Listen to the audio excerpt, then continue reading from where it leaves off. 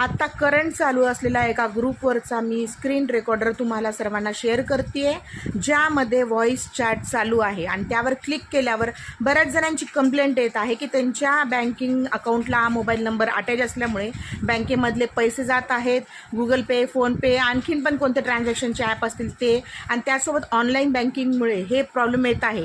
काही जणांचे मोबाईल देखील हँग झालेले आहेत. तर कृपया झालेला प्रकार किंवा झालेल्या गोष्टीनंतर ओरडण्यापेक्षा रडण्यापेक्षा तुम्ही आत्ताच काळजी घ्यावी. तर त्यामुळे सतर्क राहा आणि स्वतःला सेफ ठेवा. म्हणजे सोशल मीडिया, मोबाईल, लॅपटॉप, सगळं कम्प्युटर, सगळं काही जे आपल्या सुविधांसाठी जेवढं बनवलं आहे ते हे दोन धारी तलवार आहे. तर त्यामुळे तुमचा फायदा तो होतोच, पण नुकसान पण कधी कधी होतं. आणि जाणत्या अजाणतेपणे तुम्ही त्याच्यावर क्लिक केल्यावर तुमचा व्हायरस येऊन तुमचा मोबाईल हँग होऊ नये यासाठी काळजी घ्या. आणि काही जर गुन्हा तुमच्या बाबतीत घडला तर 1930ला संपर्क करा आणि तुमची कंप्लेंट नक्कीच नोंदवा. हे इनसाईड स्टोरी करून आपल्या सर्वांसाठी आव्हान आहे.